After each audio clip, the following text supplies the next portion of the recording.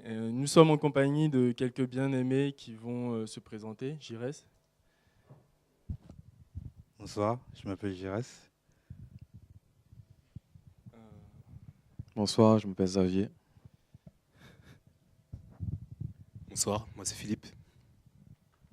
Bonsoir, moi c'est Naïma.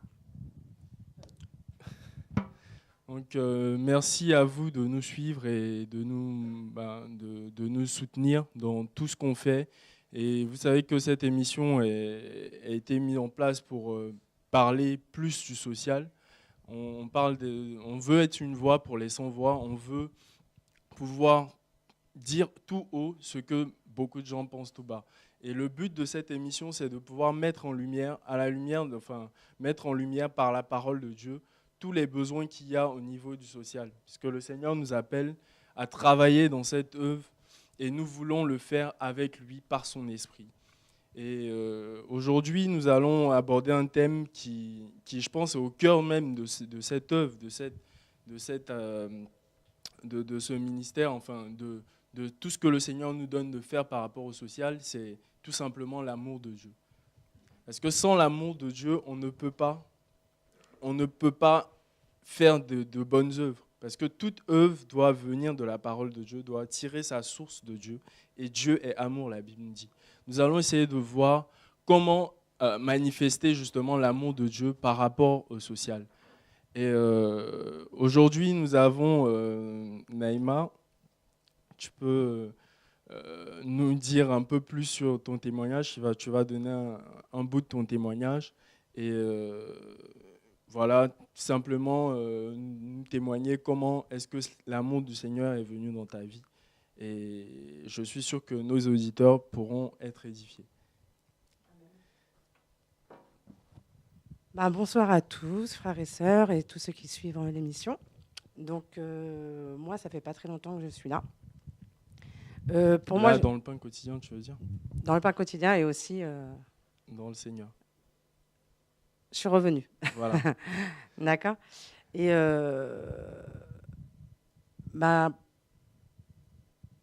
l'amour de... Enfin, comment je suis arrivée là? Pour moi, c'est vraiment par l'amour de Dieu et la grâce de Dieu, parce que je ne connaissais pas du tout TV de Vie, enfin, l'Assemblée, les frères et sœurs ici.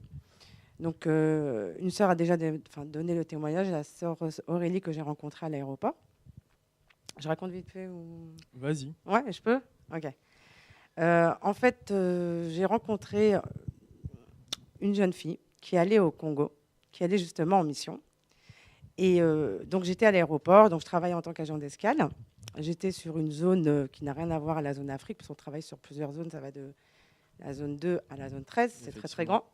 C'est Charles de Gaulle ou... Voilà, Charles de Gaulle, d'accord. Donc moi j'étais sur une zone et il y a une jeune fille qui vient me voir, oui, excusez-moi madame, je suis à 5 minutes de manquer mon vol, vraiment, est-ce qu'on peut vraiment pas m'enregistrer et tout et tout. Je lui ai dit, écoutez, moi je ne sais pas du tout ma zone, mais bon, on va voir ce qu'on peut faire, quoi, parce que 5 minutes, c'est pas trop grave non plus.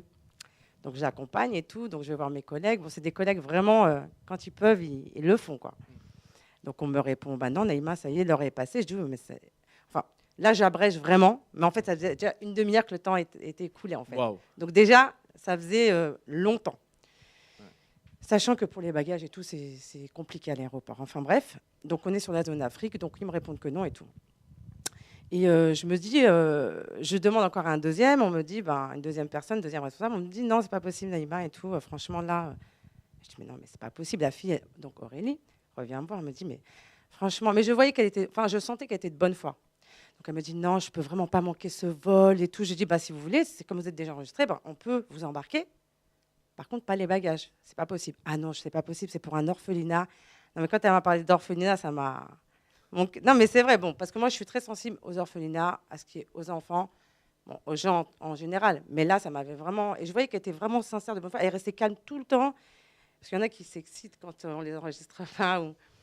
Donc après, je lui ai dit, ok, bon, je vais voir. Donc j'ai été voir un collègue. Je lui ai dit, écoute, franchement, cette dame, elle a vraiment de bonne foi. Franchement, ça m'embête qu'elle ne prenne pas son vol. Est-ce que c'est pas possible de l'enregistrer? Il me dit, bon, elle est enregistrée. Je lui dis, oui, elle a sa carte d'embarquement.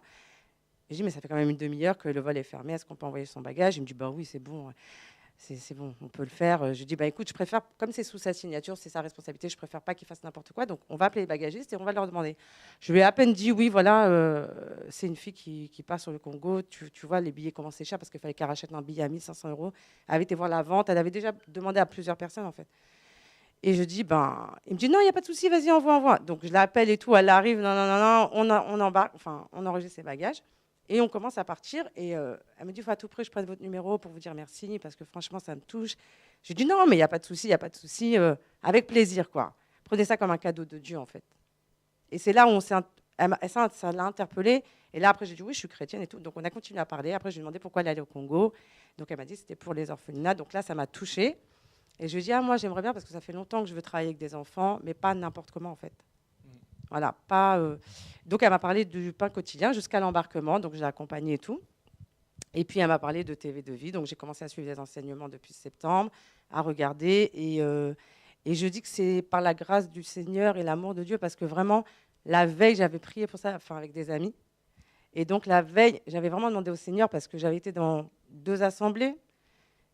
Et en fait, je trouve que c'est beaucoup la confusion. C'est pour ça que je m'étais écartée beaucoup des églises, entre guillemets, parce que nous-mêmes, on est temple de Christ et on est l'église. Bien sûr. Mais voilà, quand vous êtes dans la confusion, quand vous ne savez pas, quand vous êtes après s'être baptisé, on ne m'a pas du tout suivi. Enfin bref, il y a eu beaucoup de choses. Donc voilà, moi, je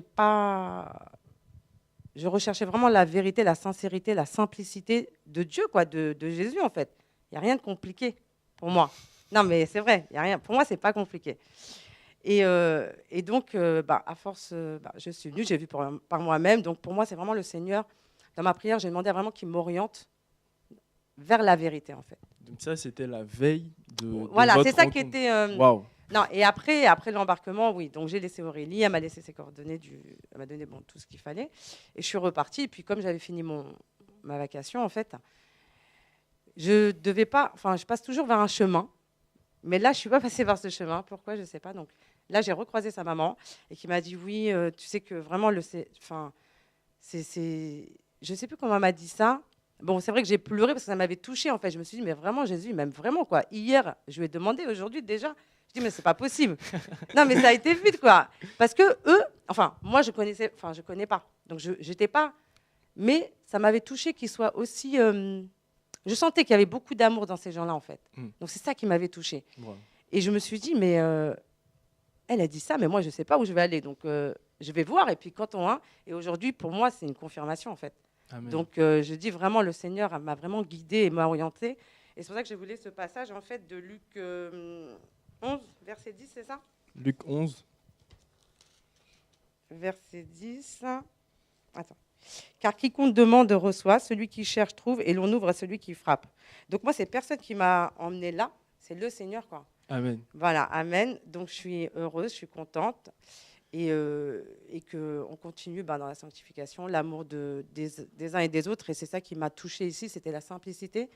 Et puis voilà, se dire les choses, quoi. Enfin, il n'y a rien de mieux, quoi. Quand on aime quelqu'un, on veut le faire grandir, quoi. On ne veut pas lui cacher la vérité ou des choses. Donc voilà, et puis j'ai plus à cœur d'être avec le pain quotidien, en fait, parce que je voulais vraiment être au service de Dieu, mais pas tu sentais cet appel, mais tu voulais le faire vraiment... Oui, parce que dans le monde, je pouvais le faire. Il y a beaucoup d'associations, il y a beaucoup de... Mais ce n'était pas là, pour moi, dans mon cœur, où j'étais appelée, en fait. Tout à fait. Donc voilà, j'ai rencontré Loufiane, une des personnes qui est ici. Et on a discuté, et puis voilà, j'ai vraiment à cœur. J'ai commencé aussi à distribuer le samedi à l'épicerie. Donc voilà, moi, je suis pour le partage, l'amour, la sainteté, des choses simples, quoi. Amen. Voilà, amen. Et c'est vrai que notre Dieu est simple. Voilà, c'est tellement simple qu'il y en a qui comprennent trop. Je ne comprends pas. Enfin, moi, j'arrive pas à comprendre après. C'est ça, en fait. Il est tellement simple que c'est difficile de le comprendre. Nous, en tant qu'hommes qui recherchons, comme la Bible dit, les Grecs, surtout en Europe, cherchent la sagesse. Mais Dieu se révèle dans les choses simples. Et c'est ce qui est touchant dans ton témoignage, c'est que le verset qu'on vient de lire, tu l'as expérimenté, clairement. Ah oui, oui, pour moi, oui. La veille, tu as fait une prière et Seigneur, oriente-moi, je cherche, je te cherche. Et le lendemain, C'est quand même extraordinaire, je trouve. Le lendemain, tu tombes sur Aurélie. Bah ouais, parce qu'à 5 minutes et- près, normalement, on enregistre, on fait pas tout ça. Et puis elle est venue me voir moi, quoi. Il y a tellement de monde à l'aéroport, comme moi, quoi. J'ai dit, mais c'est Waouh. bizarre, quoi. Enfin, il y a tellement de choses. Bon, avec Dieu, il n'y a pas de hasard. Donc, Bien sûr. pour moi, après, ça a été une confirmation depuis que je viens ici. Donc Et- voilà, j'ai pas connu Frère Chora ou peu importe les autres frères et sœurs par le biais de quelqu'un ou d'internet. Pour moi, c'est vraiment Dieu, quoi. Donc voilà, Amen. Amen. je glorifie Dieu pour ça et je suis vraiment heureuse, quoi. Amen. Quelle joie de voir que le Seigneur agit. Et c'est ça qui est merveilleux. On peut se dire que, voilà, où est Dieu? Beaucoup de gens disent, je cherche Dieu, je ne sais pas où le trouver. Mais la Bible nous dit que celui qui invoque l'Éternel de tout son cœur, il se laissera trouver par lui. Peu importe où il est, Dieu est le maître des temps Amen. et des circonstances. Et le Seigneur peut passer par n'importe qui Mm. pour toucher son enfant qui l'appelle. Et c'est ça la simplicité de l'amour de Dieu qui me donne encore la force de persévérer. C'est beau d'entendre ce genre de témoignage. Et en tout cas, nous te souhaitons la bienvenue. Merci. Bienvenue dans amen. le royaume. Attention, sûr. pas dans le pain quotidien. D'abord dans le royaume Amen. du Seigneur. Et nous prions que le Seigneur puisse faire plein de bonnes choses avec toi, comme il a tous fait pour nous. Et j'aimerais bien entendre aussi le témoignage de Xavier. Dis-nous un peu, comment tu as été touché par l'amour du Seigneur? Comment tu te retrouves là? Bah, en fait, tout a commencé par une journée où Lucien m'a demandé de lui donner un coup de main. C'était au moment où on allait sur Belleville pour la mission des sans-logis. Voilà, et du coup, bizarrement, en fait, je me rappelle à un instant en fait que la veille, je m'étais dit en fait dans mon cœur, dans mon esprit en fait que jamais je rentrerai dans le paix quotidien. La veille. Ouais, la veille. Il y a une histoire de veille là. On voit que Voilà. c'est étonnant là. Vas-y, continue. Alors en fait, la veille, j'avais dit bon, moi, le paix quotidien, ça me dit rien du tout. Et puis, si je dois aider tout ça, je le ferai comme j'avais l'habitude de faire à Avignon et à Mulhouse et tout ça. Et du coup, de toi-même, de ton côté. voilà, de mon côté. Et du coup, le jour même, Lucien m'appelle, me dit est-ce que du coup je peux venir donc lui donner un coup de main et du coup l'aider pour le partage et tout ça, donc de préparer quelque chose. Donc j'arrive et tout ça. Et puis du coup, donc le Seigneur nous conduit à partager une parole et tout ça avec les sans-abri. Et du coup, juste après en fait le partage, parce que le Seigneur me conduisait également avant à évangéliser un peu beaucoup dans la rue et tout ça. Et j'étais un peu attristé du fait qu'il y avait beaucoup de personnes en fait à qui je parlais qui n'écoutaient pas forcément. Et là, je me suis dit, juste avant le repas, les sans-abri en fait, ils ont 15 minutes là à m'écouter quoi. Donc du coup, je me suis dit, merci Seigneur, voilà, là ils sont obligés d'écouter la parole quoi. Quelle Tu vois. grâce. Tu vois.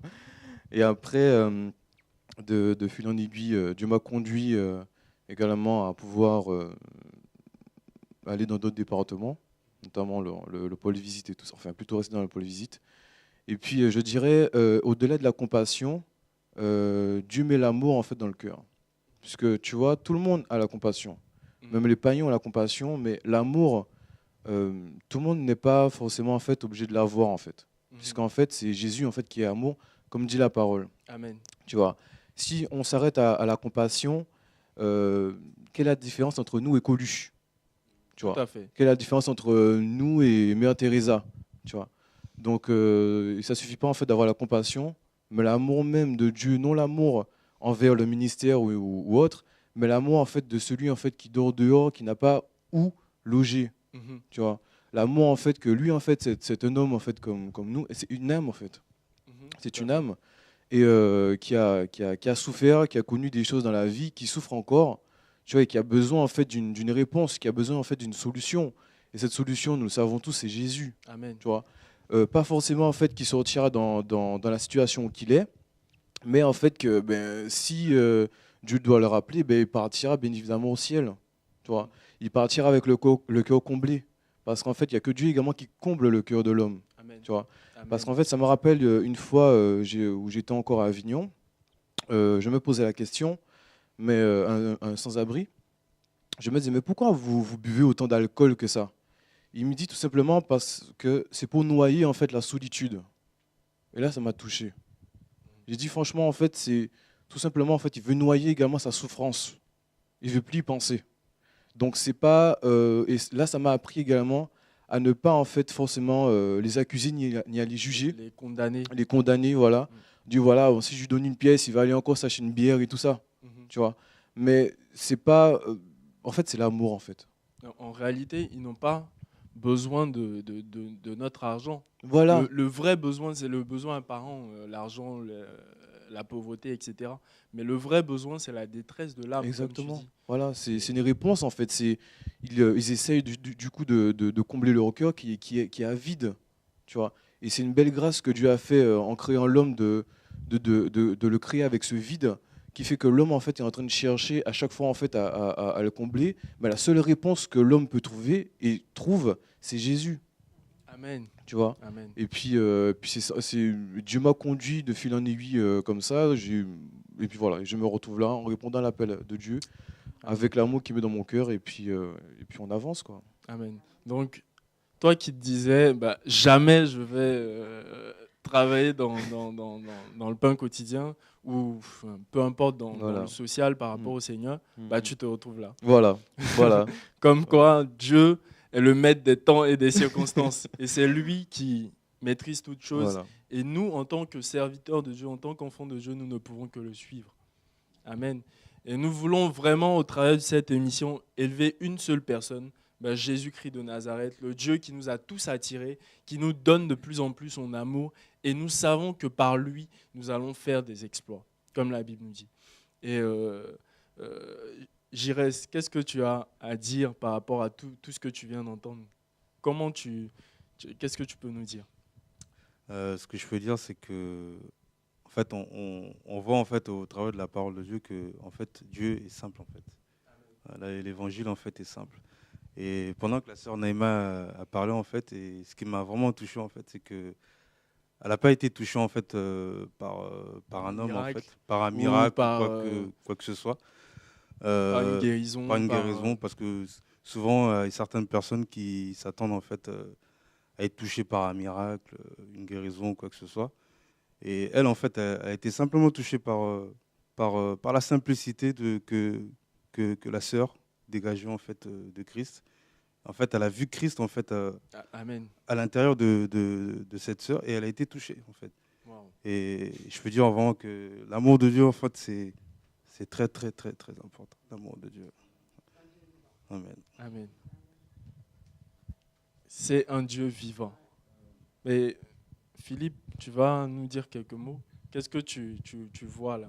Enfin, je ne sais pas si tu es étonné, tu es aussi étonné que moi. C'est Parce clair. qu'on Franchement, la c'est- veille, elle prie et le lendemain, c'est c'est fort. C'est fort. Ouais. Et c'est de plus en plus ce qu'on voit dans les temps actuels, en fait. Parce que Dieu nous surprend, en fait. Dieu surprend de plus en plus. Il fait des choses incroyables, des choses qu'on ne pourrait même pas s'imaginer, en fait. Et comme disait Gérès et notre sœur également, c'est que voilà, il n'y a pas eu besoin de l'imposition des mains de quelqu'un, il n'y a pas eu besoin d'une prédication quelconque. Simplement, voilà, par le comportement de la sœur qu'elle a rencontrée.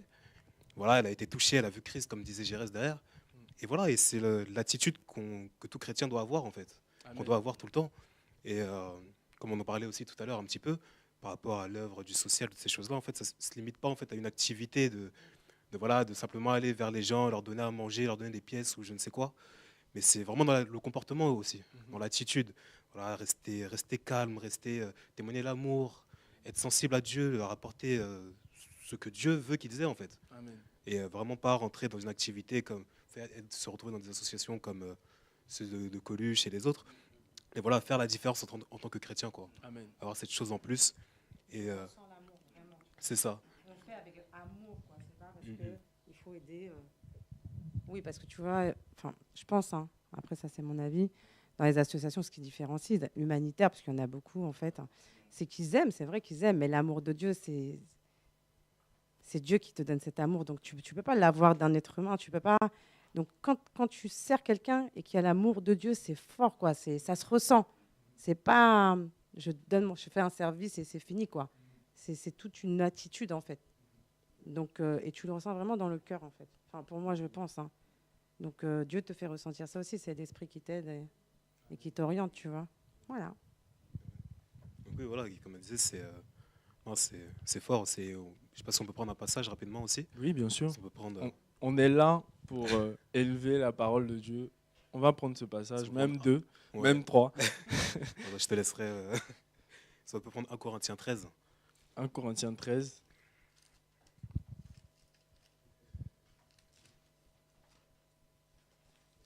Waouh. Merci Seigneur en tout cas pour tout ce que tu fais. Je sens on est comme dans un temps où, en fait, de plus en plus, on ne voit plus l'homme. Et on voit de plus en plus le Seigneur prendre le devant de son œuvre. Et c'est ce qui est merveilleux, c'est ce que nous attendons, c'est ce pourquoi nous prions. Parce que si le Seigneur au commande, nous autres, nous sommes en sécurité, nous pouvons nous poser sur lui et être sûrs que nous allons arriver à destination. Parce que c'est lui le véritable chauffeur. Amen. Et 1 Corinthiens 13, oui. Dans 1 Corinthiens 13, donc je lis au chapitre 13, à partir du verset 1. « Quand je parlerai les langues des hommes et des anges, si je n'ai pas la charité, je suis un airain qui résonne ou une cymbale qui retentit. Et quand j'aurai le don de prophétie, la science de tous les mystères et de toute la connaissance, quand j'aurai même toute la foi jusqu'à transporter les montagnes, si je n'ai pas la charité, je ne suis rien. Et quand je distribuerai tous mes biens pour la nourriture des pauvres, quand je livrerai même mon corps pour être brûlé, si je n'ai pas la charité, cela ne me sert de rien. La charité est patiente, elle est pleine de bonté. La charité n'est point envieuse, la charité ne se vante point, elle ne s'enfle point d'orgueil, elle ne fait rien de malhonnête, elle ne cherche point son intérêt, elle ne s'irrite point, elle ne soupçonne point le mal, elle ne se réjouit point de l'injustice, mais elle se réjouit de la vérité. Elle excuse tout, elle croit tout, elle espère tout, elle supporte tout. Amen. Amen. Donc, ce passage, en fait, est super intéressant parce qu'en fait, il nous parle de l'amour même de Dieu, de ce que Dieu considère comme étant l'amour véritable. Et du verset 1 jusqu'au verset 4, en fait, on nous explique bien que les œuvres seules ne servent à rien. C'est-à-dire qu'on ne peut pas faire les œuvres sans l'amour de Dieu derrière. Amen. Et à partir du verset 4 jusqu'au verset 9, il me semble, Oui. on nous explique en fait qu'est-ce que c'est que cet amour de Dieu. Tout à fait. Les caractéristiques de cet amour de Dieu. Elle supporte tout, elle est patiente, elle ne supporte pas l'injustice. Et c'est toutes ces choses-là qu'on doit avoir lorsqu'on fait des choses pour Dieu. Ça, pas simplement les œuvres. C'est-à-dire qu'on ne peut même pas se vanter au final de faire des œuvres, d'aller voir des sans-abri, d'aider les gens, parce que c'est naturel pour le chrétien. Amen. Ce sont des choses naturelles. Et ça fait partie de ce caractère que doit adopter tout chrétien. Parce que Christ est amour, et comme Christ est en nous, nous aussi, nous devons témoigner cet amour. Amen. Nous devons faire ressentir cet amour. Et comme cette sœur, naturellement, l'a fait avec notre sœur Neymar, et voilà, et ça coule simplement sans forcer. Du coup, Amen. cette sœur-là n'a même pas besoin de se vanter que grâce à elle, elle a ramené une âme en Christ. Non, c'est Dieu qui fait simplement. Amen. Voilà. Amen. Et c'est ça en fait. Simplement, nous, on est là, on fait notre vie avec Dieu, on marche avec Dieu, et Dieu se glorifie en fait de lui-même. Amen. Amen. Amen. Waouh. Je sens que le Seigneur nous fait du bien ce soir et continue. Hein. Et j'aimerais vraiment le bénir pour tout ce qu'il fait et lui rendre toute la gloire, pour toutes les âmes qu'il touche, pour toutes les portes qu'il ouvre, pour tous les témoignages. Ça ne cesse pas. Hein. De jour en jour, j'entends des témoignages et de plus en plus notre foi est encouragée, boostée. Et nous sommes plus que jamais, nous avons soif en fait de son retour. Nous sommes en attente ardente de son retour parce que si déjà les petites choses, les petits signes que le Seigneur fait, parce que pour lui c'est des petites choses, nous remplissent, mais imaginez-vous qu'est-ce que ça sera au ciel. Amen. Là où il n'y aura plus de pauvreté, il n'y aura plus de douleur, il n'y aura plus de tristesse et nous serons pleinement dans sa présence. Et j'aimerais d'ailleurs revenir sur l'un des points qui est ressorti tout au long de votre passage, c'est le fait qu'il y a quand même une différence entre l'humanitaire hein, tel qu'on le connaît aujourd'hui et l'amour de Dieu qui nous donne de témoigner par des actes ou par des actions de Jésus aux gens. Et j'ai essayé de regarder un peu d'où venait justement cette humanitaire. Et à ma grande surprise, je me suis rendu compte que le monde n'avait même pas le souci des pauvres, des malheureux. Et quand on remonte à l'origine de l'humanitaire, on se rend compte qu'il y avait un certain Henri Dunant. Donc c'était un chrétien, hein, un protestant évangélique qui s'était donné au Seigneur pendant un mouvement de réveil en Suisse, donc dans les années 1850, etc., où c'est d'ailleurs pendant ce réveil que plusieurs traductions de la Bible ont été éditées, plusieurs personnes, enfin la Bible a été remise en avant dans l'Église, et les gens ont été enseignés parce qu'avant, les gens lisaient très peu les Écritures. Et pendant ce réveil, il y a eu des écoles bibliques qui ont été mises en place, plusieurs personnes qui ont été formées, enseignées par rapport à la parole. Il y a eu beaucoup d'actions qui ont été faites. Et à ce moment-là, il y a cet homme qui faisait partie de ce réveil qui a mis en place l'œuvre sociale telle qu'on la connaît aujourd'hui, sous le nom de la Croix-Rouge. Vous pouvez faire des recherches. Et donc, la Croix-Rouge, à la base, était initiée par quelqu'un qui craignait Dieu. Et dans le souci de restaurer la parole de Dieu, il a mis en place cette organisation qui s'est heurtée au monde politique de l'époque. Et il a essayé de témoigner de l'amour du Seigneur par les actes, comme nous recommande la parole d'ailleurs. Et il a mis en place cette structure. Mais on se rend compte qu'aujourd'hui, la Croix-Rouge, d'ailleurs, qui peut s'appeler le Croissant Rouge en fonction des pays, n'a plus rien à voir avec le but pour lequel elle a été créée, cette organisation. Et c'est ce qui nous interpelle aussi, nous, en tant qu'enfants de Dieu. C'est qu'au départ, il y avait une vision sincère qui venait du Seigneur. Il y avait une base solide. Il y avait de l'amour qui était véhiculé, l'amour véritable, au travers de cette organisation. Mais on se rend compte qu'au fil des temps, ils ont essayé les gouvernements, les États, notamment avec l'ONU, ils ont essayé de reprendre cette idée, de copier cette idée, de mettre en place plusieurs structures humanitaires. C'est de là que vient le mot humanitaire d'ailleurs. Ça vient des chrétiens. Et on se rend compte que la copie ne peut jamais être la même chose que l'original. Et malheureusement, les hommes ont copié et dilué ce qui était là. Donc la Croix-Rouge s'est tombée entre les mains d'autres personnes qui avaient intégré ces mouvements sans pour autant avoir la crainte de Dieu et qui ont progressivement fait des alliances avec la société mondaine telle qu'on la connaît et qui ont dilué cette action. Et on voit que l'ONU va copier ce qui avait été mis en place pour essayer de le reproduire et mettre en place des organisations carrées, mondaines et qui se chargent de l'humanitaire pour soulager la conscience des hommes. Donc on va voir que les gens vivent dans l'injustice, dans le péché, sans crainte de Dieu, et pour soulager un minimum leur conscience, pour se donner une certaine bonne image, ils vont intégrer ces organisations sociales pour essayer de tout simplement se soulager. Mais à la base, c'est pas ça. C'était pas ça la vision. Et on voit que si des organisations comme la Croix-Rouge, qui au départ sont nées dans un mouvement de réveil, et pour ceux qui disent que le réveil ne sert à rien, etc., on voit que la plupart des avancées de l'époque sont nées des personnes qui étaient touchées par le réveil dans le domaine du social. Avant cette époque, personne ne s'occupait des pauvres, hein. Au contraire, ils s'appauvissaient de plus en plus, on les tuait, etc. Mais cet homme, avec la force que Dieu lui a donnée, a pu mettre un stop et a pu transmettre quelque chose au monde, bien que cette chose est diluée aujourd'hui. Et nous, qui reprenons plus ou moins le flambeau, nous qui sommes appelés par le Seigneur dans un mouvement de réveil à ouvrir nos yeux face aux orphelins, aux veuves, aux étrangers, aux démunis, aux pauvres, nous devons prendre pour exemple ceux qui l'ont fait avant nous et ne pas tomber dans le même piège. Dans la gloire de l'homme.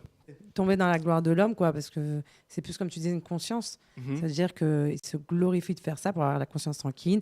Voilà, il faut vraiment rester centré sur Jésus et sur son amour, parce que c'est vraiment un amour fort, un amour puissant et qui surpasse toute connaissance. Amen. Donc les gens, ils ne peuvent pas comprendre. Enfin, tu peux pas comprendre cet amour-là. Faut vraiment, c'est un amour qui se vit. Amen. Tu vois, que tu as vraiment dans le cœur, quoi. Donc, tu peux que le ressentir si... C'est pour ça que pour moi, c'est ça la lumière de Jésus, en fait. Amen. C'est l'amour qui brille, quoi, parce que... Amen. Voilà. Ah, parce que après, si tu veux différencier avec l'amour de... Tu vois, Charnel. voilà, l'amour charnel. Ça ou n'a rien à voir. ça, mais, l'amour, non, cet amour, il surpasse toute connaissance. Amen. Et je peux juste rajouter quelque chose. Bien sûr. Parce que hier, j'ai regardé le frère Ludovic et ça m'avait interpellé ce qu'il avait dit. En plus, c'est ce passage, donc c'est trop fort. Il avait repris. Alors, attends. Toute la connaissance. Et quand j'aurai le don de voir la science de tous les mystères, non, c'est pas ça. Quand j'aurai même toute la foi jusqu'à transporter des montagnes, si je n'ai pas l'amour, je ne suis rien. Donc, ça veut dire que si la foi peut aller jusqu'à transporter des montagnes, c'est ce qu'il disait, ben, donc l'amour, tu vois, qu'est-ce que ça peut... Waouh. Tu vois, c'est comme il disait Ludovic, en fait, hier. Donc, moi, je suis contente de tomber sur ce passage parce que ça m'a interpellée et il l'a dit tellement avec conviction, quoi, que c'est là où tu vois que non, l'amour, c'est... Non, mais Dieu est trop fort, c'est l'amour de Dieu. C'est trop bon, en fait, tu vois. Juste ça, ça suffit. Moi, j'ai pas besoin d'autre chose, en fait. Amen. Voilà, amen. Amen. Et c'est ce que les organisations mondaines ne comprennent pas. Lorsqu'elles copient des visions qui viennent du Seigneur, on peut copier les actes, on peut copier l'apparence, mais le fond, la source, elle est incorruptible, on ne peut pas la copier. Et c'est cette source qui nous donne la force et qui nous redonnera la force dans toutes les générations pour se lever pour le Seigneur et témoigner de cet amour et faire la différence. Parce que le plus important, ce n'est pas que des malheureux, des sans-abri soient nourris, mais c'est que l'amour du Seigneur, cet amour qui guérit de tout mal, cet amour qui guérit de la pauvreté, de la détresse, de l'angoisse, de toutes sortes de choses, puisse être véhiculé. C'est ça en fait le but. Et j'aimerais vraiment nous interpeller à ne pas faire la confusion, se dire oui, le pain quotidien, la vision que nous prenons ici dans le pain quotidien, ou etc., c'est de l'humanitaire. Non, on veut l'humanitaire tel qu'on le connaît aujourd'hui. On veut que nos bien-aimés, ceux qui nous écoutent, ceux qui nous soutiennent, puissent comprendre l'appel que nous avons reçu et la vision que nous voulons véhiculer. Ne pas se tromper de combat.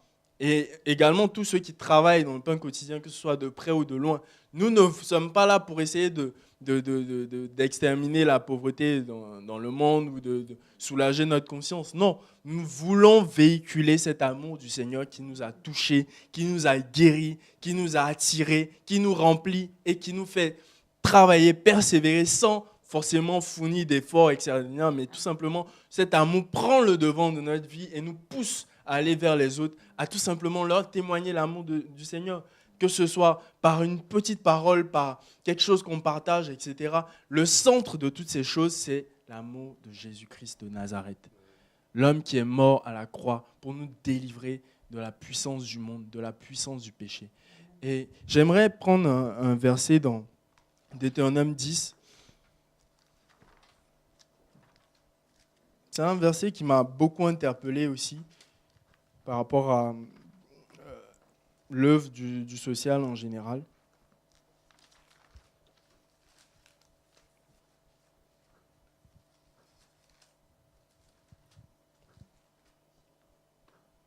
Donc Deutéronome 10, le verset 12.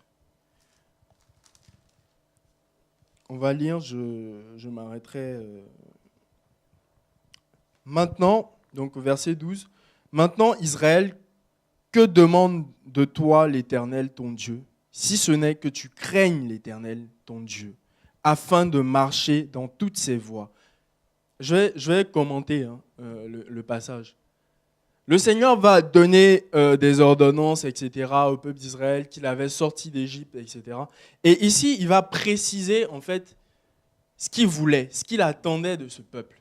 Il va dire, ce que l'Éternel attend de toi, c'est que tu craignes l'Éternel, ton Dieu, afin de marcher dans toutes ses voies, d'aimer et de servir l'Éternel, ton Dieu, de tout ton cœur, de toute ton âme, si ce n'est que tu observes les commandements et les lois que je t'ai prescrits. En fait, dans ce passage, on se rend compte que ce qui importe le Seigneur, c'est que nous soyons à son service, lui. que nous le craignons lui. Pas que nous soyons au service des pauvres, premièrement, au service des démunis, au service des sans-logis, mais nous sommes au service d'abord du Seigneur. Et c'est ça le plus important, être au service du Seigneur. Et au verset 17, il dira, « Car l'Éternel, votre Dieu, est le Dieu des dieux, le Seigneur des seigneurs, le Dieu grand, fort et terrible, qui ne fait point exception des personnes et qui ne sera point de présent, qui fait droit à l'orphelin, à la veuve, qui aime l'étranger et lui donne de la nourriture et des vêtements. » On se rend compte dans ce passage que ce n'est pas nous qui aimons l'étranger, la veuve, l'orphelin. C'est l'Éternel qui les aime. Amen. Et nous, en aimant l'Éternel, en le servant lui, ben, il nous emmène, il nous entraîne, il nous envoie à faire ces choses que lui, il aime, qu'il agrée. Ce n'est pas parce que nous sommes tellement, nous détenons le monopole de la gentillesse ou de l'amour que nous faisons ces choses. C'est d'abord parce que l'Éternel des armées, Jésus-Christ de Nazareth, ben, nous l'aimons parce qu'il nous a touchés et nous voulons le servir. Et lui, il aime les pauvres, il aime les orphelins, les veuves et les étrangers. Et c'est de lui que découle l'amour. Et c'est lui qui nous pousse à faire ces choses. Amen. Ça veut dire que si, comme 1 Corinthiens 13 le dit, si nous n'avons pas l'amour du Seigneur, on ne peut pas aimer les orphelins, les veuves. On va se fatiguer. Et c'est ce que beaucoup font. Ils essaient de ramer, de faire comme nous. Je vais juste donner une anecdote. On avait, par la grâce de Dieu, on sort les vendredis, essayer de donner quelque chose à manger ou à boire au sans-logis, dans le froid. Donc, par la grâce du Seigneur. Et un jour, on arrive, et on trouve sur place un groupe musulman qui avait remarqué que depuis quelque temps, on était là. Et ils sont venus aussi avec leur voiture, avec des sandwichs à distribuer. Et on dit, « Ah, Seigneur, ils vont être attirés par les actes, mais il faudrait qu'on leur témoigne de Christ. » Et ce jour-là, il s'est mis à pleuvoir. Ils sont montés dans leur voiture, ils sont repartis. Et le Seigneur nous a donné la force de tenir. C'est pour montrer qu'en fait, l'homme a des limites. L'homme peut être limité dans son amour. Si nous faisons les choses de nous-mêmes, arrivé un moment, nous allons arrêter à nos limites. Parce que quand il pleut comme ça, à Paris, dans le froid, s'il n'y a pas le Saint-Esprit qui te réchauffe, qui bouillonne en toi, tu ne peux pas tenir. Tu baisses les bras.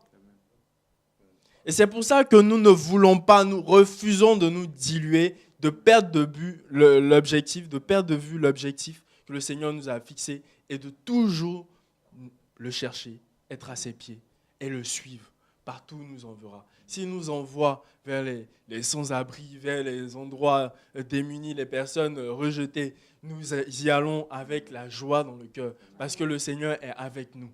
C'est d'abord ça. Je ne sais pas si, Girès, qu'est-ce que tu as à dire par rapport à tout ça? En fait, ce que je veux dire par rapport à tout ça, c'est par rapport toujours à l'amour. C'est vrai qu'il y a beaucoup de gens, en fait, ils disent en fait que oui, j'ai l'amour, tout ça. Et en fait, ces personnes-là, en fait, ce que je veux dire, on n'a même pas besoin en fait de nous justifier nous-mêmes, en fait, de dire que voilà, on a l'amour de Dieu. Mais l'amour de Dieu, en fait, c'est les gens doivent voir en fait l'amour de Dieu en toi. Et juste pour un petit témoignage, en fait. Et là, actuellement, je suis à l'Assemblée d'Amiens.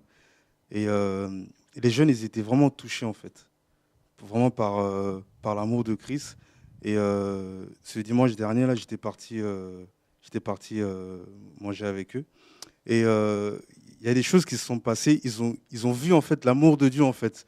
Ils ont vraiment vu cette communion fraternelle. Parce que souvent, on se dit que, voilà, on se connaît, tout ça. Mais en fait, on ne se connaît pas réellement, en fait. Parce que moi, par exemple, moi, je te vois toi, je te connais ton prénom, mais je ne sais pas exactement qu'est-ce que tu fais dans la vie. Voilà. Et on a besoin, en fait, de l'amour fraternel. Et ce jour-là, en fait, ils ont vraiment vu cet amour fraternel. Ils étaient vraiment touchés. Et je n'ai pas fait ça, en fait, pour leur montrer, en fait, mais c'était vraiment sincère. Ils étaient vraiment touchés, reboostés. Et d'autres même, ils disaient, on va encore s'accrocher encore au Seigneur. Parce qu'en fait, ils voient que Dieu est simple. Voilà, la simplicité de l'évangile, en fait. Voilà, Dieu est simple, en fait. Et voilà, donc, ce que je peux dire par rapport à ça, en fait. Amen. Dieu est merveilleux, Dieu est bon. Et nous allons prendre un autre passage dans la Bible. Donc, dans Deutéronome 22. C'est un livre que j'ai médité et dans lequel j'ai découvert plein de passages qui m'ont interpellé. Deutéronome 22, verset 21. Quelqu'un peut m'aider pour la lecture Xavier? Oui. 21 à 24. Alors, Deutéronome 22, à partir du verset 21. Voilà. On la fera sortir à l'entrée de la maison de son père. Elle sera lapidée par les... Plutôt, tu peux lire à partir du verset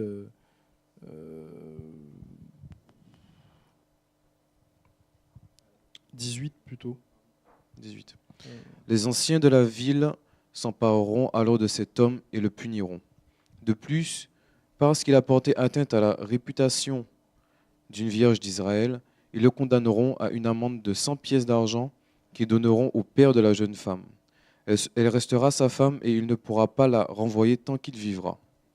En revanche, si le fait est vrai et que la jeune femme ne s'est pas trouvée vierge, on la fera sortir à l'entrée de la maison de son père. Elle sera lapidée par les habitants de la ville. Elle sera punie de mort parce qu'elle a commis un acte odieux en Israël en se prostituant dans la maison de son père. Tu extirperas ainsi le mal du milieu d'Israël. Amen. C'est surtout le verset 21. Ici, on nous parle d'une vierge. Peut-être certains se disent, mais rien à voir. Une vierge qui a déshonoré la maison de son père en se prostituant. Ça veut dire en allant avec un homme avant d'être marié, tout simplement.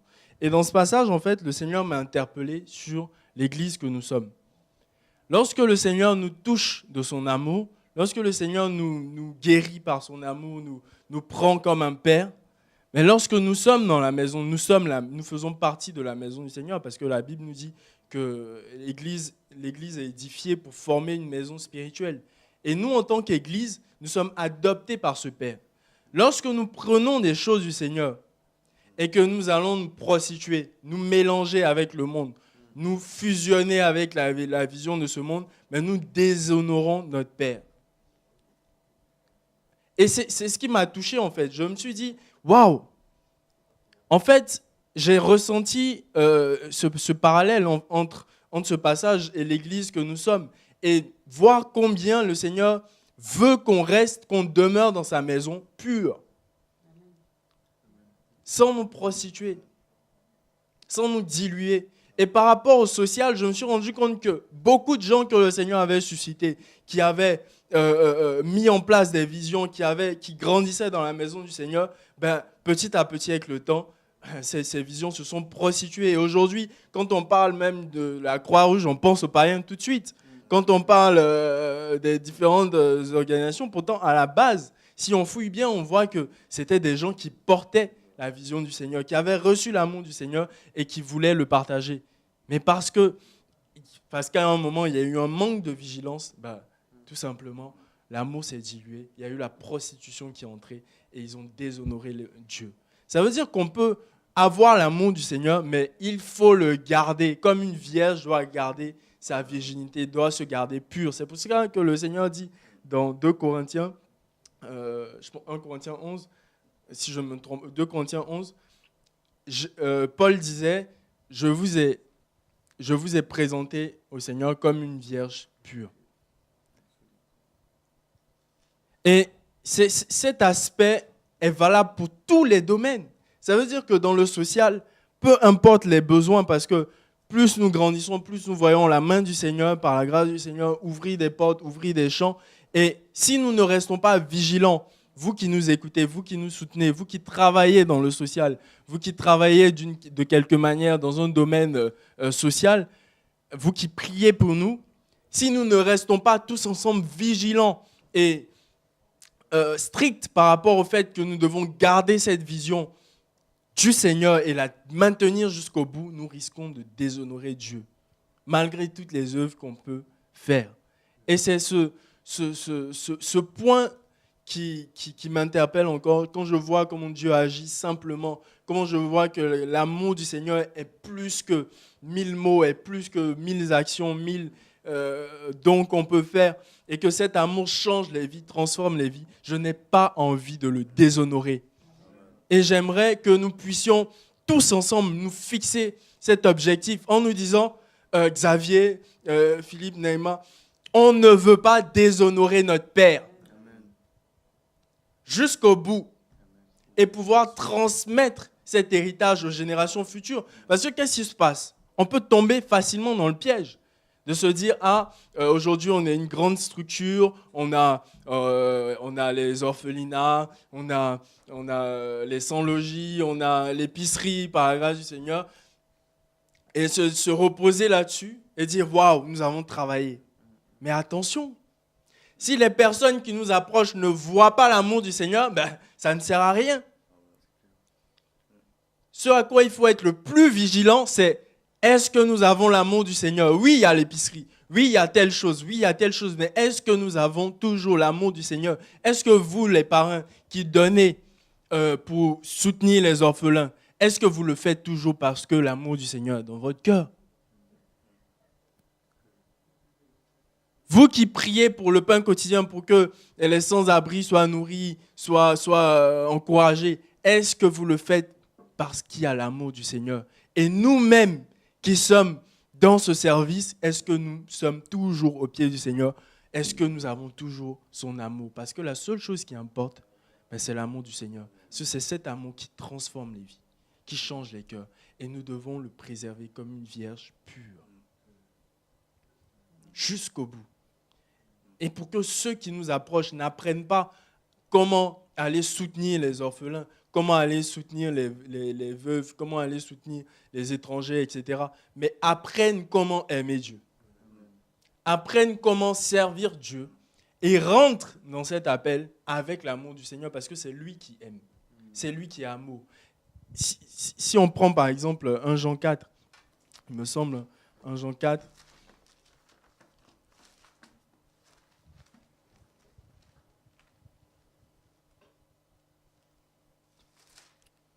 on peut lire le verset 9.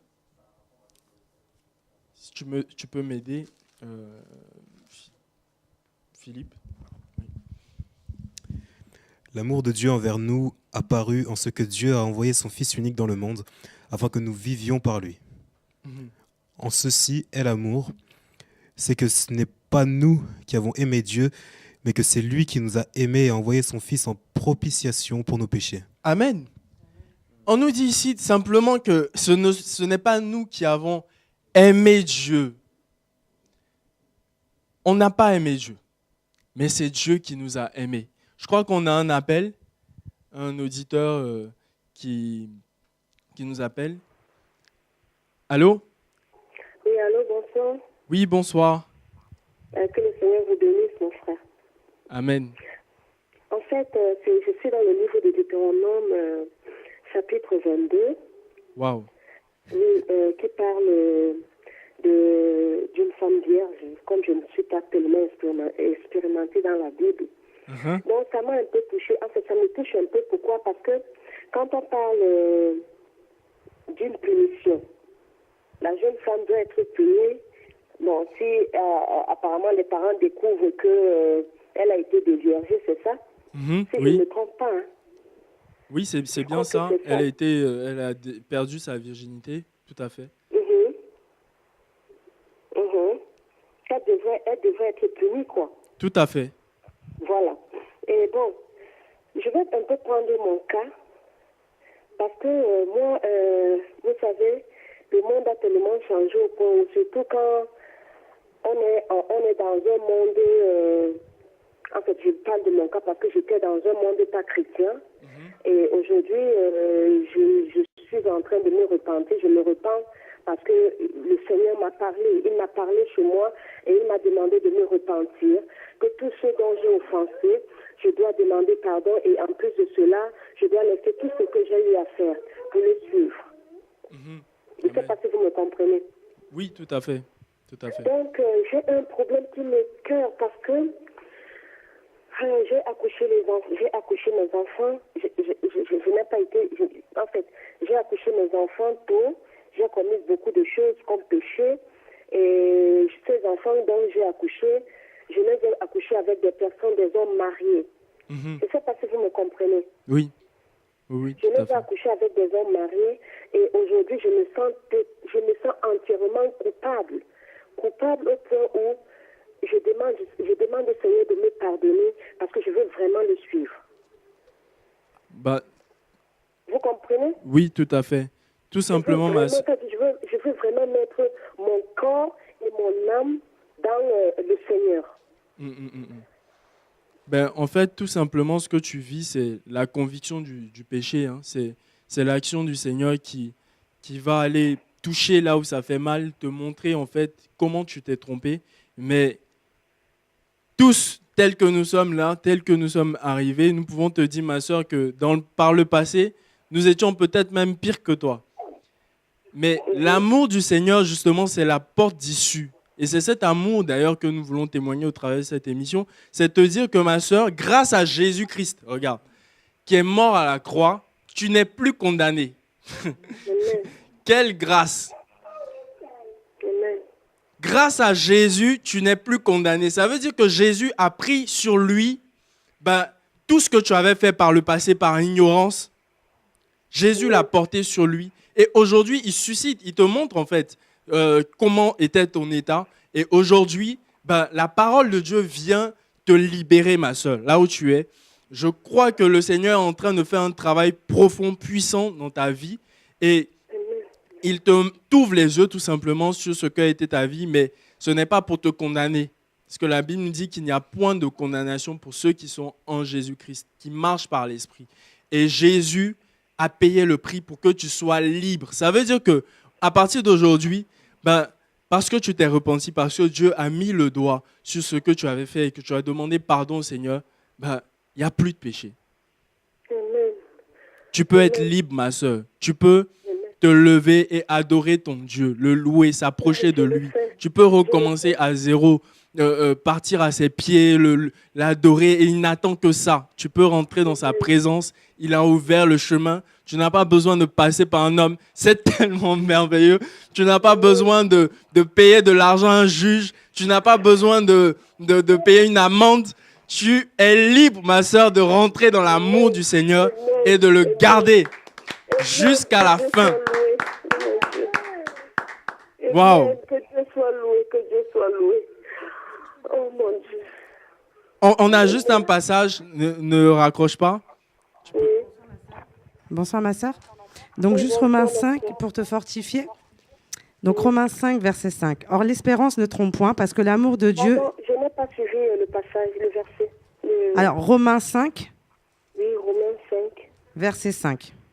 verset 5. C'est bon, tu es prête? Oui, je suis prête. D'accord. Alors, or l'espérance ne trompe point parce que l'amour de Dieu est répandu dans nos cœurs par le Saint-Esprit qui nous a été donné. Amen. Car lorsque nous étions encore sans force, Christ, autant marqué, est mort pour des impies. À peine mourrait-on pour un juste, quelqu'un peut-être mourrait pour un homme de bien. Mais Dieu prouve son amour envers nous, en ce que lorsque nous étions encore des pécheurs, Christ est mort pour nous. À plus forte raison donc, maintenant que nous sommes justifiés par son sang, serons-nous sauvés par lui de la colère. Car si lorsque nous étions ennemis, nous avons été réconciliés avec Dieu par la mort de son Fils, à plus forte raison, étant réconciliés, serons-nous sauvés par sa vie. Et non seulement cela, mais encore nous nous glorifions en Dieu par notre Seigneur Jésus-Christ, par qui maintenant nous avons obtenu la réconciliation. Donc voilà, sois encouragée et fortifiée, ma sœur. Tu peux glorifier le Seigneur ce soir pour ta délivrance, pour ta liberté, pour ton rachat, et garder surtout cette sainteté pour lui, rien que pour lui seul. Donc comme on disait, c'est l'amour du Seigneur, tout simplement. L'amour du Seigneur qui nous délivre, qui nous sauve. Et nous voyons dans 1 Jean, au chapitre 4, que ce n'est pas nous qui avons aimé Dieu, c'est lui qui nous a aimés. Et ce n'est pas nous qui aimons les pauvres, etc. C'est Dieu qui est la source. Et si nous regardons au verset, par exemple au verset 16, il nous a dit, « Et nous avons connu l'amour que Dieu a pour nous, et nous y avons cru. » Dieu est amour, et celui qui demeure dans l'amour demeure en Dieu, et Dieu demeure en lui. Ça veut dire que si nous voulons servir le Seigneur, témoigner de l'amour quelconque, que ce soit par les œuvres, etc., à quelqu'un, nous devons demeurer en Dieu. C'est lui qui est la source, l'essence même de cette œuvre. Et nous voulons vraiment revenir à ses pieds, Seigneur. Nous voulons te dire encore, Seigneur, ce soir que c'est toi que nous recherchons, c'est toi que nous voulons garder. Nous ne voulons pas sauver tout le monde entier, mais c'est toi que nous voulons sauver. Regardez une chose. Excusez-moi, il y a des choses qui viennent. Si nous prenons par exemple Jean au chapitre 12, le livre de Jean. Waouh. Merci Seigneur pour tout ce que tu fais.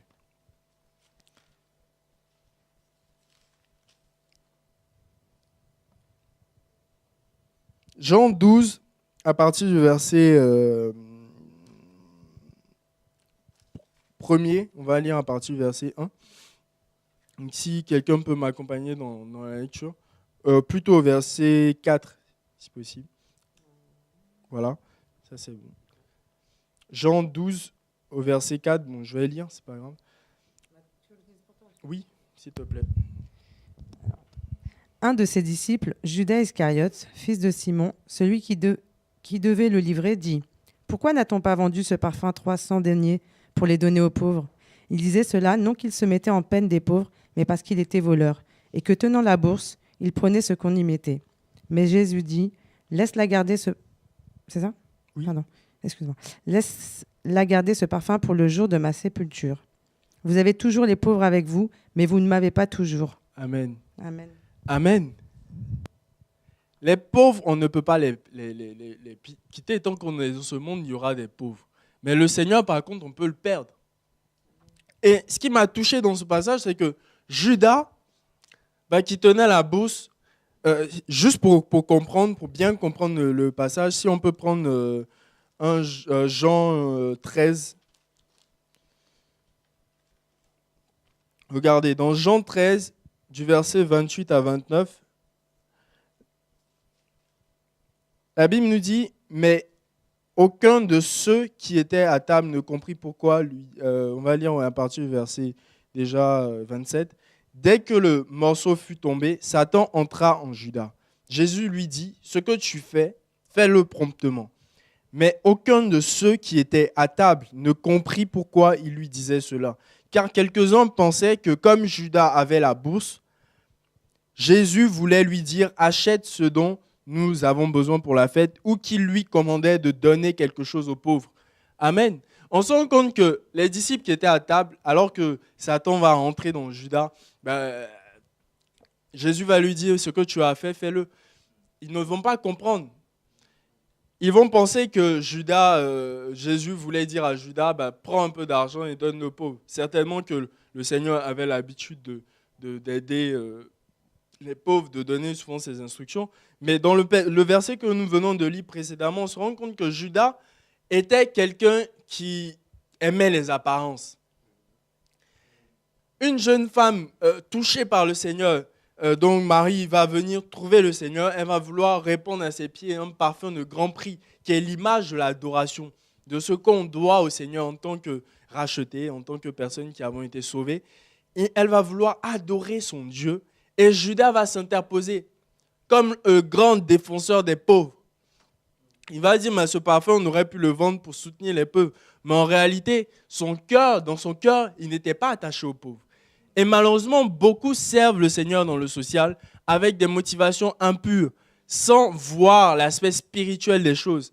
Et nous-mêmes, nous pouvons aussi des fois être aveuglés, être tellement pris par la routine qu'on peut perdre en fait l'aspect spirituel des choses. Et ce passage nous interpelle pour nous dire que, et Jésus dira, les pauvres, vous les avez tout le temps avec vous. Ce qui est le plus important, ce n'est pas d'aider les pauvres, ni d'être dans l'apparence, mais c'est surtout de saisir les choses spirituellement, de voir l'adoration devant le service des pauvres, devant toutes ces choses et de comprendre en fait ce que c'est d'aimer Dieu, d'avoir l'amour du Seigneur, d'être conduit par son esprit. Et nous voulons dans cette année 2014 rechercher davantage ce chemin, ne pas se laisser impressionner par tout ce que le Seigneur fait, tous les témoignages que nous avons, mais garder cette ligne, être au pied du Seigneur. C'est lui qui nous remplit, c'est lui qui nous donne la force. J'irais, tu as des choses à dire, on dirait. Non, pas grand-chose, mais simplement que, en fait, Dieu est grand, en fait. Dieu est amour et accrochons-nous vraiment à cet amour et manifestons vraiment cet amour envers les gens. Et comme tu as dit, souvent, en fait, on peut être dans une œuvre caritative et dans l'action sociale. Et en fait, d'autres, quand ils sont dans ces œuvres-là, en fait, ils soulagent juste leur conscience, en fait. Et Dieu, en fait, il veut pas cela. Dieu veut qu'on nous manifestons vraiment l'amour sincère. Voilà. C'est ce que je voulais dire, quoi. Amen. Xavier? Oui, en fait, moi, je voulais rebondir sur ce que tu as dit, notamment en fait par rapport à la spiritualité, le niveau, le degré spirituel en fait de cette œuvre en fait, et pas en fait qui est simplement charnel ou être vu comme des gens en fait qui distribuent de la nourriture aux pauvres et tout ça. Mais vraiment en fait, Dieu m'avait montré une chose une fois, c'est le fait, par exemple, je suis en partie également dans l'épicerie. Ça m'a fait penser à des gens en fait qui viennent récupérer de la nourriture et qui repartent avec leur caddie donc rempli, mais il ne faut pas qu'ils repartent qu'avec le caddie rempli. Vous voyez, ça me fait penser en fait aussi à la femme samaritaine qui est venue puiser de l'eau physique parce qu'elle avait une soif. Elle est repartie, elle a laissé sa cruche, mais elle n'est pas repartie sans rien. Elle est repartie justement avec l'eau de vie. Tu vois. Et ça en fait, c'est cet aspect en fait, ce cadre qu'on a et qu'on veut encore plus appuyer dessus, c'est le cadre spirituel. C'est en fait, c'est non seulement donner de la nourriture physique aux gens, mais vraiment en fait évangéliser et parler du Seigneur et donner de la nourriture spirituelle. Voilà. Amen. C'est aux pauvres, aux SDF. C'est pas en fait une œuvre caritative en fait comme ça rien que pour être dans l'œuvre en fait. C'est vraiment en fait un moyen d'évangélisation que Dieu a mis en place pour également faire parler de lui, le révéler, le faire connaître en fait. Et ça en fait qu'on doit garder en fait à cœur, à l'esprit, et non seulement s'arrêter au fait voilà on distribue de la nourriture aux pauvres et tout le monde est content. Non, c'est Jésus au centre et Jésus autour. Amen. Voilà. Amen, amen. Philippe? Ouais. Alors, par rapport à ce que tu disais tout à l'heure, moi, il y a quelque chose qui me revenait depuis tout à l'heure quand tu parlais, c'était que en fait, il fallait qu'on prenne le temps également, chacun, que ce soit Pain Quotidien et même des personnes qui ne font pas partie du Pain Quotidien, mais qui ont à cœur cette œuvre, en fait, cette action d'aller vers les sans-abri, vers voilà, les démunis. C'est que toujours en fait se poser la question de savoir si on est toujours dans la volonté de Dieu, en fait. Amen. Savoir si on est toujours dans l'amour de Dieu. Parce que ça nous ramène encore à 1 Corinthiens 13, la définition de l'amour, qui nous dit que l'amour ne s'enfle point d'orgueil, l'amour ne se vante point. Et s'enfler d'orgueil à ce niveau-là, c'est pas simplement par rapport aux autres chrétiens qui sont à côté de nous pour dire voilà, regardez ce que moi je fais, comment je le fais, mais ça peut être également par rapport aux sans-abri directement. Parce que beaucoup de personnes vont vers les sans-abri, vont vers toutes ces personnes-là, et ils mettent comme une distance, une limite, un rejet. Parce que ces personnes-là sont assis par terre, sont pas forcément toujours propres physiquement. Donc voilà, il y a comme une distance. Et c'est une preuve d'orgueil aussi. Parce que si on va vers ces sans-abri-là, il faut se mettre à leur hauteur. Parce que la Bible nous dit que Dieu a tant aimé le monde qu'il a donné son fils Jésus-Christ. Il a donné son fils Jésus, voilà, pour le monde, sans distinction de personne. Amen. Et du coup, c'est vraiment ce qui me revenait en fait. C'est que voilà, parce que je ne sais pas si Dieu parle à quelqu'un ce soir. Je crois qu'il parle à quelqu'un ce soir. Bien sûr, mais il nous parle. En tout cas, voilà, de ne pas mettre cette barrière entre les sans-abri, puisque les sans-abri le ressentent également. Ce sont des personnes humaines, ils ont un cœur également, ils le ressentent, ça se ressent. Et lorsque ces choses-là sont manifestes, l'amour de Dieu ne peut pas pénétrer le cœur de l'autre, parce qu'ils sentent directement que vous venez d'un air supérieur. Et à ce moment-là, vous êtes juste dans les œuvres et plus dans l'amour de Dieu. Or, comme Samuel le disait tout à l'heure, ce qui importe réellement, c'est l'amour de Dieu. Et comment témoigner l'amour de Dieu? Voir que voilà, quelqu'un qui a un logement, qui a certainement des moyens, mais qui n'a pas honte de se mettre à la même hauteur que lui, voilà, s'asseoir par terre, lui serrer la main, même juste lui serrer la main, même si la personne n'a pas forcément la main propre ou quoi, vous lavez la main après, c'est pas un problème. Mais serrez-lui la main, prenez-le dans vos bras, montrez-lui l'amour, quoi. Et c'est des choses importantes, ça fait partie des actions aussi à faire. C'est pas simplement, comme je disais tout à l'heure, de donner de la nourriture aux pauvres, ces choses-là, mais c'est également dans ces choses-là, en fait. Amen. Donner une parole sincère et pas juste être là de loin, dire Jésus t'aime, sois encouragé. Montre-moi que Dieu m'aime, véritablement. Montre-moi par tes actions, par tes œuvres. Vous voyez? Comme Jacques le disait, par exemple, ça me fait penser au livre de Jacques qui dit montre-moi l'amour par les œuvres, ta foi sans les œuvres, et je te montrerai ma foi par les œuvres. Amen. En fait, l'amour du Seigneur que nous avons se manifeste forcément. C'est comme on ne peut pas enfermer Dieu. Et ce qui fait que si quelqu'un est touché par le Seigneur, automatiquement cet amour va grandir et va s'exprimer par ses actions, par toutes ces choses, parce que Dieu aime tout le monde. Et c'est ça en fait le centre. On ne peut pas servir Dieu sans avoir la source, sans avoir cette source qui guérit. Et j'aimerais prendre un dernier passage, un passage dans Apocalypse, chapitre 22, un passage qui m'a aussi fortifié, encouragé.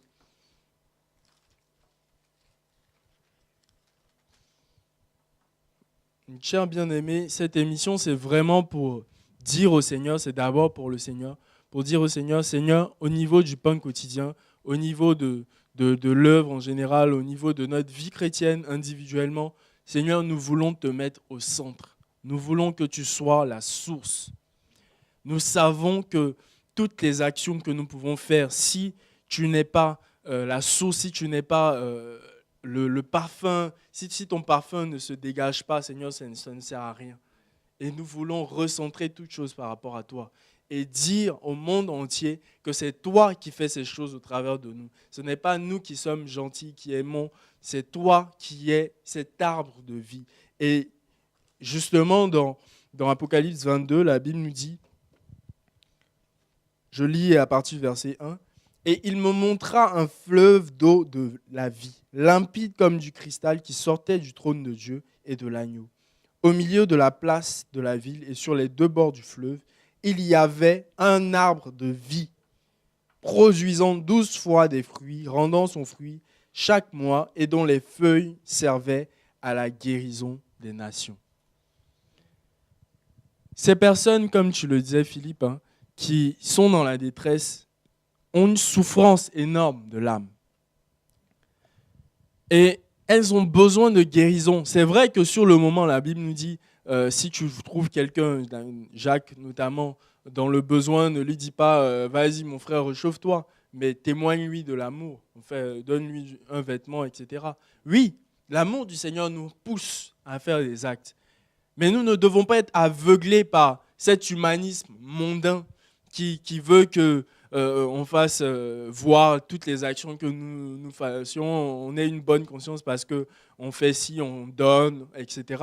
Mais comprendre que ce qui donne la vie, ce qui peut guérir ces personnes, ces malheureux, ces orphelins, ces veuves, etc. Et même nous-mêmes, c'est l'arbre de vie. C'est lui qui guérit. C'est lui qui est au centre de la place, au centre de tout. C'est lui qui donne son fruit et qui guérit les nations. Et les nations attendent, même si les sans-abri, les pauvres, etc., sur le coup ne voient pas qu'ils ont besoin de Jésus. Nous, en tant qu'enfants de Dieu, en tant qu'êtres spirituels, nous savons que ces personnes ont certes faim, mais elles ont besoin de Jésus-Christ de Nazareth. Et c'est lui que nous voulons proclamer. Et à tous ceux qui nous suivent, tous ceux qui nous soutiennent, tous ceux qui sont touchés de près ou de loin, tous ceux qui œuvrent qui ont reçu cet appel du Seigneur pour soutenir les pauvres, les orphelins, etc. Nous voulons vous appeler à vous joindre à nous et à servir Dieu, à être centré d'abord sur lui, à lui obéir parce que c'est ce que le Seigneur recherche. Il ne cherche pas des hommes qui est bon, etc. Mais tous tels que nous sommes, lorsque nous venons à Christ, Dieu nous donne son amour. Et c'est son amour qui fait cette œuvre au travers, tout simplement, de la simplicité de l'Évangile. Et voilà, c'est cette vision que nous voulons porter de plus en plus et nous dire, Seigneur, nous ne voulons pas ressembler à ces associations humanitaires, quoique la source de toutes ces choses, ça a été la parole, ça a été le réveil, etc. Ça a été l'Esprit de Dieu qui a insufflé aux hommes, qui a montré l'exemple. Mais aujourd'hui, avec toutes les associations qui sont paganisées, aujourd'hui, il y a des associations pour tout et n'importe quoi. Il y a des associations humanitaires dans tous les sens. Nous ne sommes pas une association humanitaire du monde. Nous sommes une association céleste. Et nous voulons véhiculer non pas les valeurs humaines, mais les valeurs divines, les valeurs de Dieu. Parce que c'est Jésus qui nous a touchés. Et vous qui nous soutenez, nous tenons à ce que vous portez aussi cette vision. Vous portiez cette vision avec nous. Et je crois que le Seigneur va continuer d'agir, de toucher les cœurs comme il le fait, tout simplement, en toute simplicité. Et Seigneur, nous voulons vraiment te dire, Seigneur, nous venons à tes pieds. Nous voulons déposer toutes les couronnes, toutes les choses que nous avons pu voir de nos yeux, tous les témoignages au cours de cette année 2013, de cette année 2014, toutes les portes que tu as ouvertes, Seigneur Père, pour que ton œuvre se fasse. Nous ne voulons pas être aveuglés par ces choses, mais reconnaître et témoigner que c'est toi qui es la source. Nous voulons travailler de plus en plus avec toi, Seigneur Père, et fixer les regards sur toi. Tu es la source de vie. Seigneur, c'est toi qui donnes la vie. Tu nous commandes, Seigneur, de nous souvenir, certes, des pauvres, des orphelins, des veuves, mais Seigneur, sans toi, ce n'est pas possible. Et Seigneur, nous appelons ton peuple, nous appelons toutes les personnes qui sont touchées. Nous appelons, Seigneur Père, toutes les personnes qui travaillent dans cette équipe, Seigneur Père, à répondre à ton appel, à venir à toi premièrement. Seigneur, même si nous avions été à par moments, Seigneur, aveuglés par cette source, Seigneur, redonne-nous la vision, Seigneur. Viens au centre. Nous voulons tout recentrer par rapport à toi, Jésus. Et que ton nom seul soit élevé. Merci, Seigneur. Merci pour ta parole. Merci pour les cœurs que tu touches. Merci pour ton amour que tu véhicules davantage, pour toutes les âmes que tu touches. Seigneur, nous voulons tenir bon jusqu'au bout.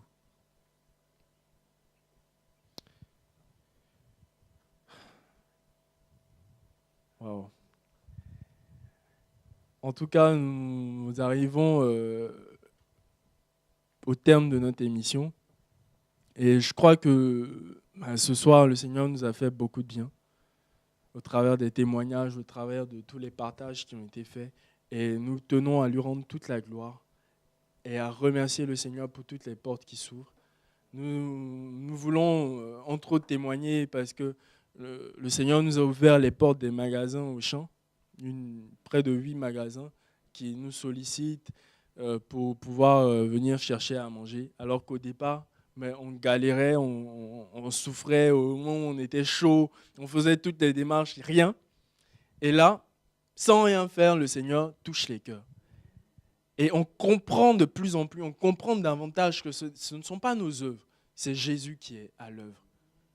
Sans parler il y a tellement de témoignages, des Bibles, etc., de plus en plus que le Seigneur nous permet d'avoir à moindre coût. Même si les combats continuent, on nous refuse notamment dans certaines banques d'ouvrir un compte, parce que dans nos statuts, nous portons le nom de Jésus. Mais alors, quand nous n'avions pas de banque, quand nous avions juste 50 € sur le compte, Jésus était là. Donc, nous n'allons pas l'abandonner pour rien au monde, ni pour une banque. Que Dieu soit béni. Et je sais qu'il nous ouvrira la porte que lui-même, il a préparée. Et quand il n'y aura plus de banque, quand il n'y aura plus d'argent, on sera au ciel, on n'aura plus besoin de ces choses. Amen.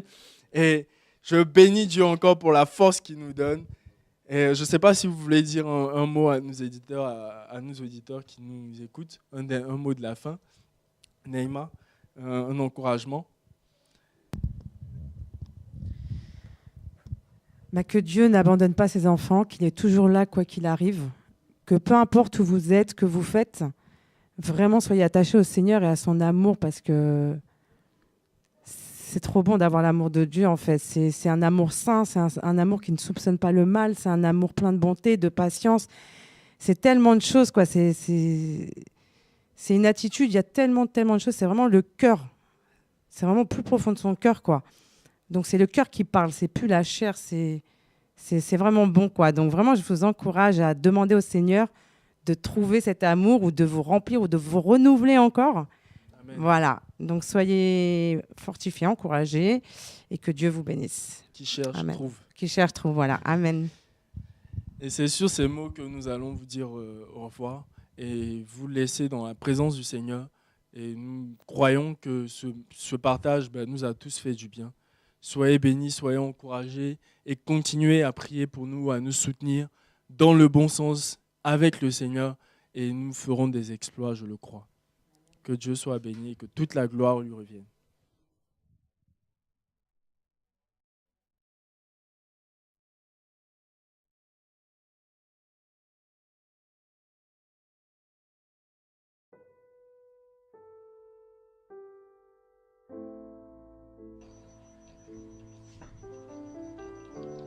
Le Pain quotidien est une association caritative chrétienne de loi 1901, créée en France en 2002.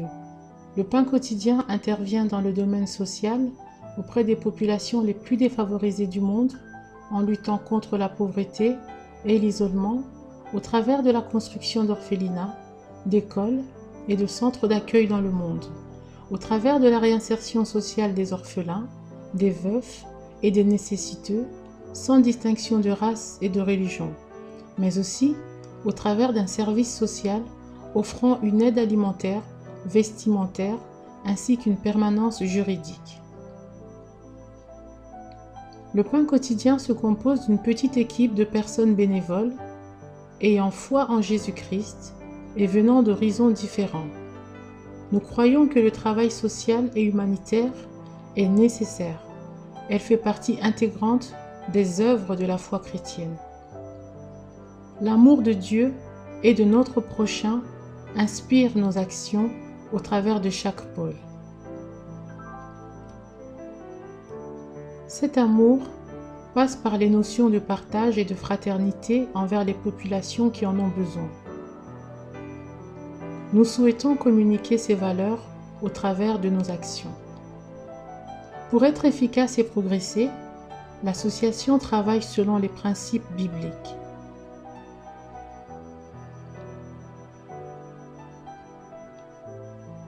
Apporter un réconfort matériel, financier et spirituel, voilà notre objectif.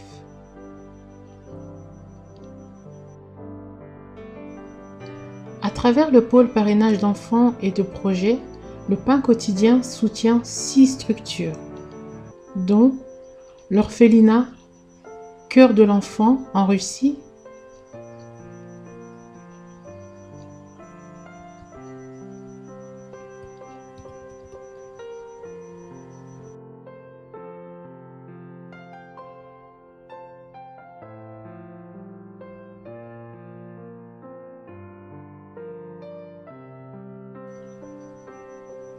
au Bénin, l'orphelinat de Mérobe,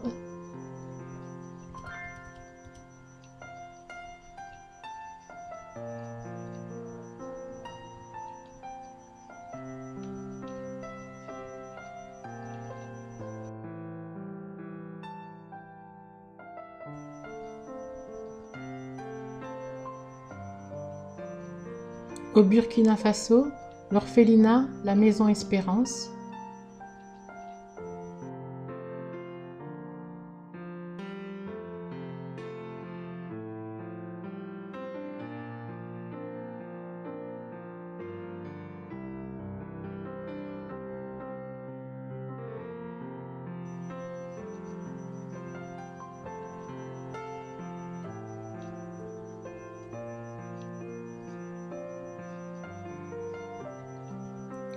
En Haïti, l'école Frère Toussaint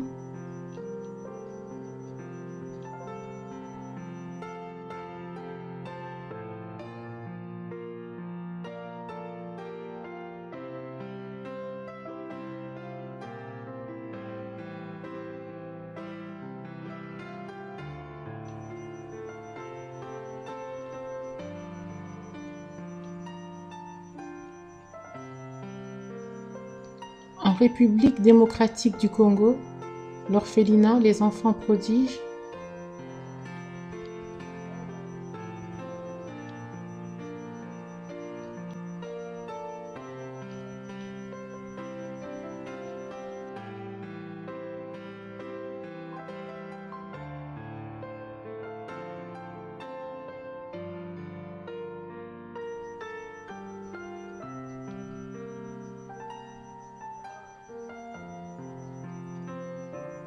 au Mali, l'orphelinat El Shaddai.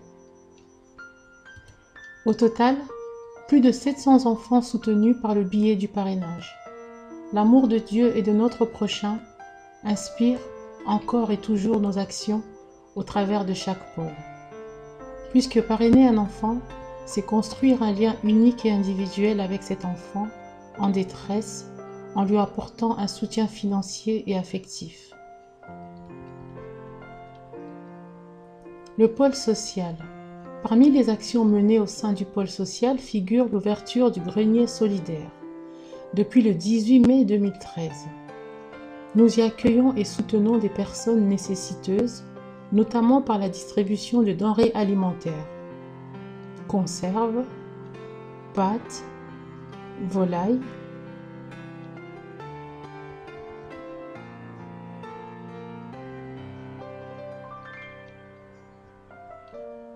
beaucoup de familles en grande difficulté financière, ne pouvant plus faire face au coût de la vie et ou ayant perdu leur emploi sont soutenues et parviennent ainsi à nourrir toute leur famille. Nous mettons également à leur disposition des vêtements pour les enfants et les adultes.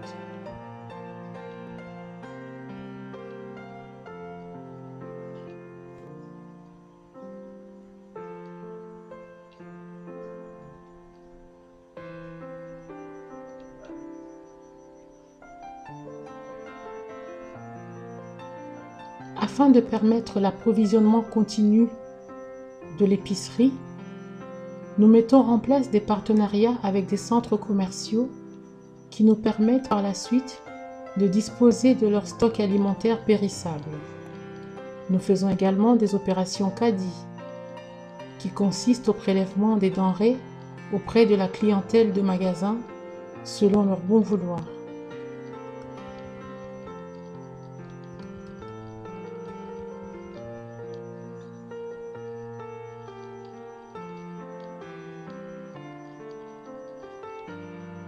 Nous permettons également aux familles de s'évader au travers de sorties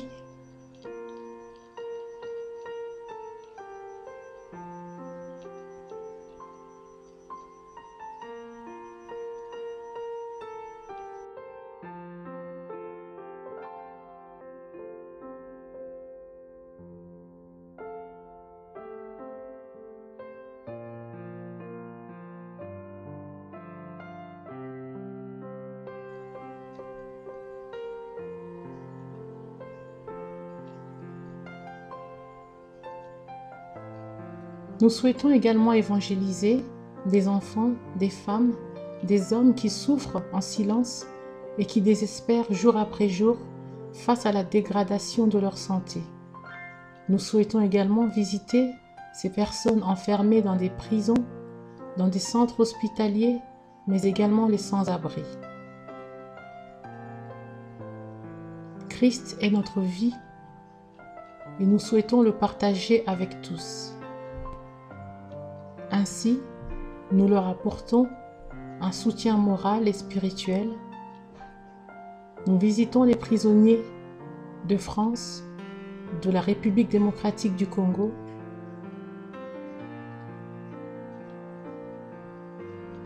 les sans-abri en France, notre pays d'accueil, nous leur apportons au travers des maraudes sociales hivernales et estivales de quoi se nourrir et de quoi se vêtir. Bien entendu, avec la parole de Dieu. L'accès aux droits sociaux. Le pain quotidien soutient les personnes qui se trouvent toujours dépourvues face à un litige ou à un problème juridique. Faute de moyens financiers et ignorant de leurs droits, beaucoup sont dépassés par les événements et ne savent pas par où commencer pour régulariser leur situation. Par le biais de cette assistance juridique, plusieurs ont déjà obtenu un aboutissement de leur demande de carte de séjour, de logement et de naturalisation. Ainsi, ils peuvent travailler, obtenir un logement et mener une vie familiale stable et digne. Ce pôle se compose d'un avocat, d'un juriste et d'une assistante juridique. Entamer des démarches auprès des services administratifs, préfecture, mairie, CAF et bien d'autres. Aider les personnes illettrées à remplir les documents administratifs. Tels sont les objectifs du pôle Accès au droit.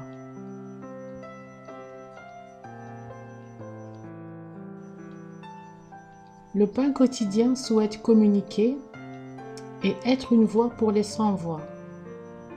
Tel est le titre d'une émission traitant des thèmes du social, diffusée sur Télé de Vie et Radio de Vie, un mercredi sur 2, à partir de 20h30.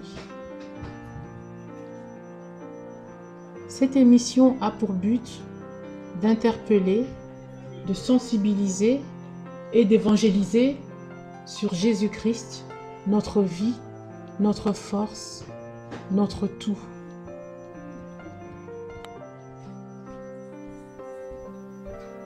Bonjour Madame M, vous êtes venue à l'épicerie solidaire. La question qu'on veut vous poser, c'est de savoir comment est-ce que vous êtes venu ici à l'épicerie solidaire. Comment est-ce que avez-vous trouvé Alors bonjour, tout simplement au cours d'une opération de caddie qui s'effectuait dans un Leader Price. J'ai été moi-même traquée par un petit papier qui stipulait qu'il y avait des opérations pour des dents alimentaires et c'est une opération qui se déroule au cours de nos courses.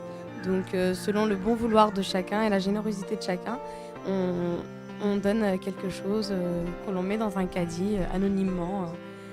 Voilà. Donc je me suis renseignée sur l'association en question. Et on m'a dit, justement, il n'y avait pas que des récoltes dons. Justement, ces dons-là, on les distribuait aux personnes, les nécessiteux, dans le besoin. Et donc, on m'a invité à me présenter à l'association et voir, justement, si je pouvais en bénéficier par rapport à ma situation. Donc, c'est comme ça que j'ai connu le pain quotidien par l'une des personnes qui travaille au sein de l'association directement, au cours d'une opération caddie.